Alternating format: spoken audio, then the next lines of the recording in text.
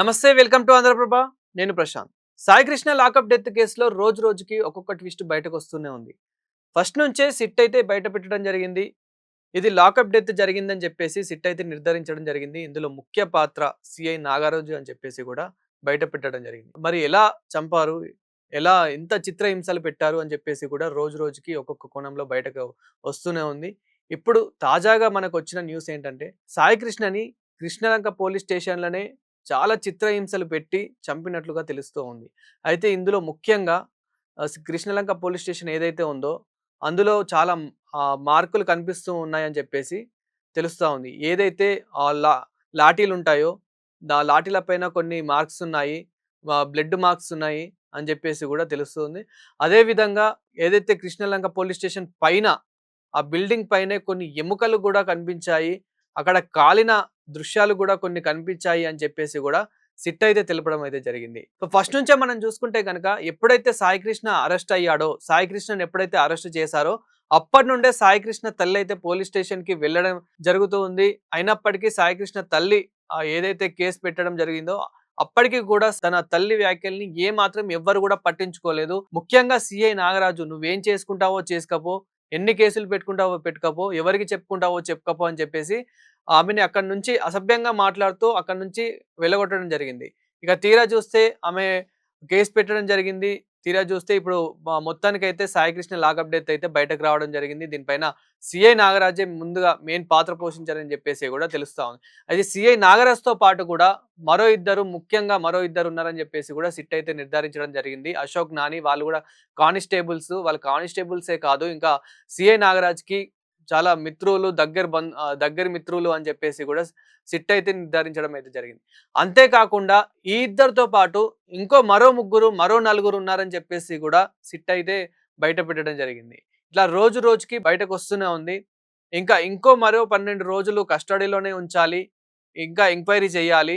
ఇంకా మాకు టైం కావాలి అని చెప్పేసి ఇప్పుడు సిట్ అయితే కోర్టుని టైం కోరింది. సో అంటే రోజు రోజుకి ఏదో ఒక కోణంలో మనకు బయటకు వస్తూనే ఉంది.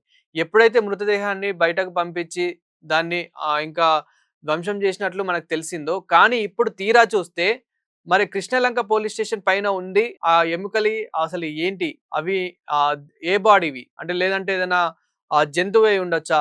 లేదంటే మనుషులే అయ్యుండొచ్చా? అనే కోణంలో గూడా ఇప్పుడు ఆలోచిస్తూ ఉన్నారు. లేదంటే సాయి కృష్ణయ్య అయ్యుండొచ్చా? అని జెప్పేసి గూడా ఈ కోణంలో గూడా ఇప్పుడు దర్యాప్తు అయితే చేస్తూ ఉన్నారు. ఈ కోణంలో గూడా ఇప్పుడు ఎంక్వైరీ అయితే చేస్తూ ఉన్నారు. ముఖ్యంగా అక్కడ ఎందుకు కాలిపోయిన దృశ్యాలు ఎందుకు కనిపించాయి? డెడ్ బాడీ లాగే ఎందుకు ఆ మార్క్స్ కనిపించాయి? అదే విధంగా లాకప్‌లో గూడా ఏవైతే బ్లడ్ మార్క్‌లున్నాయో అవి గూడా ఎందుకు కనిపించాయి? అవి గూడా ఎవరి బ్లడ్ మార్క్స్? అవి సాయి కృష్ణయేనా? అనే కోణంలో గూడా ఇప్పుడు ఎంక్వైరీ అయితే చేస్తూ ఉన్నారు. సో, ఇలా రోజు రోజుకి ఏదో ఒక విషయంలో ఏదో ఒక రకంగా అయితే బయటకొస్తూనే ఉంది. సీఐ నాగరాజ్‌తో పాటు ఇంకా ఎవరెవరు ఇందులో ఇన్వాల్వ్ అయ్యున్నారు? ఎవరెవరు ఇంకా దీనికి పాల్పడ్డారని చెప్పేసి గూడా ఒక్కొక్కరి పేర్లు గూడా బయటకొస్తూనే ఉన్నాయి. ఇంకా సాయి కృష్ణని ఎక్కడెక్కడికి తరలించారు? ఇక్కడ ఒక వైపున చూసుకుంటే గనక సాయి కృష్ణ ఇప్పుడు న్యాయవాదులు ఎవరైతే ఉన్నారో వాళ్ళు ముందు నుంచే ఏం చెప్తున్నారు అనంటే గనక వాళ్ళ సాయి కృష్ణ తల్లి గానివ్వండి, ఆ న్యాయవాదులు గానివ్వండి ముందు నుంచే ఏం చెప్తున్నారు? సాయి కృష్ణ గనక బ్రతుకుంటే సాయి కృష్ణని కోర్టుకి అప్పజెప్పండి. అంతేగాని మీరు మాకు చూయించకుండా, కోర్టుకి అప్పజెప్పకుండా మీరు అలా ఎలా స్టేషన్‌లో ఉంచుతారు? అసలు సాయి కృష్ణ బతుకున్నాడా? అని చెప్పేసి గూడా వాళ్ళు ముందు నుంచే మాట్లాడడం జరిగింది. సాయి కృష్ణ తల్లి గూడా నా కొడుకుని ఏదో జేసేశారు. నా కొడుకుని చంపే ఉంటారు. చంపినా సరే నా కొడుకు డెడ్ బాడీ అయినా నాకివ్వండి అని చెప్పేసి సాయి కృష్ణ తల్లి అక్కడ పోలీస్ స్టేషన్ ముందు ఏడ్చిన రోజులు గూడా మనం జూసాము.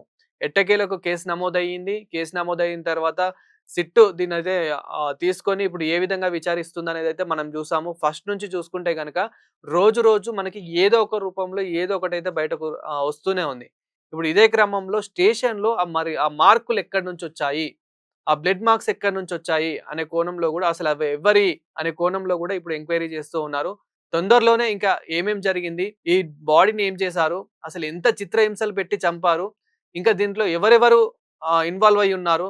ఎంతమంది ఇందులో ఇన్వాల్వ్ అయ్యున్నారని చెప్పేసి గూడా తొందరలోనే మేము తెలుపుతామని చెప్పేసి గూడా ఇప్పుడు సిట్ అయితే చెప్పడం జరిగింది.